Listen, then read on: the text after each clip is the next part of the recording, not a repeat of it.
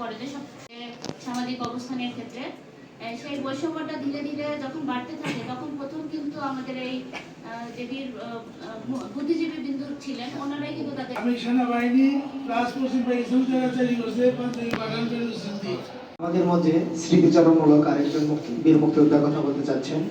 অনুগ্রহ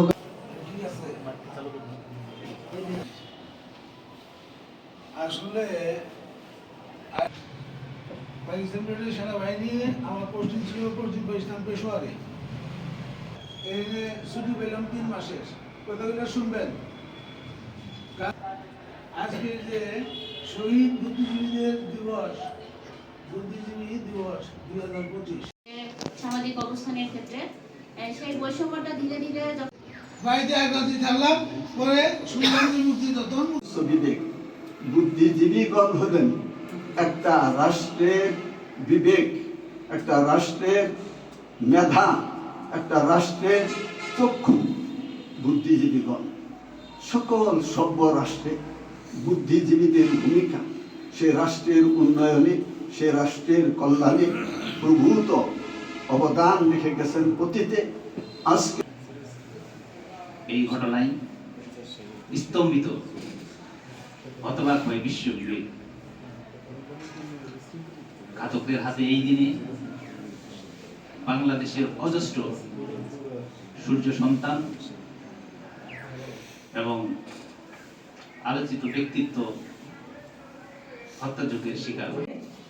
একটি গুলি হয়তো বড় নয়, একটি বন্দুক হয়তো বড় নয়, কিন্তু একজন ব্যক্তি তার একটি মুখের কথা একদিন 100 বন্দুক, 1000 বন্দুক, 1000 জনবল নিয়ে আসবে। সেই কারণে হয়তো ঘাতকরা ভুল করে, আমরা ভুলে যেতে পারি। কিন্তু সেদিন যারা যুদ্ধ করেছিলেন এবং যেসব হানাদার বাহিনী আমাদের দেশকে দখল করেছিলেন, আমাদেরকে নির্যাতন, শোষণ, বঞ্চনা করেছিলেন, তারা কিন্তু ঠিকই জেনেছিল যে কাদেরকে মারতে হবে, কেন মারতে হবে। নির্যাতন এটা দিয়ে ওরা উদ্বোধন করছে যুদ্ধ, যার ফলে যত যুদ্ধের মধ্যে যে সমস্ত কাজগুলো নিষেধ আছে ওই কাজগুলি ওরা হাতে তুলে নিয়েছিল। এবং এই বাঙালি জাতির যে রাজাকার বদল পিস কমিটি, শান্তি কমিটি, এটা পুরোপুরি ভাবে ওই পাক বাহিনীকে সাহায্য করছে। মানে খারাপ ভাষা আমার মুখে আসে না, যে ধরনের ভাষ্য কথাবার্তা হইতেছে 71 সনকে নিয়ে, মুক্তিযোদ্ধাদেরকে নিয়ে, বুদ্ধিজীবীদেরকে নিয়ে, যার জন্য খুব লজ্জা লাগে, ঘৃণা লাগে, মনে হয় যে মরে যাই। আমাদের মধ্যে স্মৃতিচারণমূলক আরেকজন বীর মুক্তিযোদ্ধার কথা বলতে চাচ্ছেন। অনুগ্রহ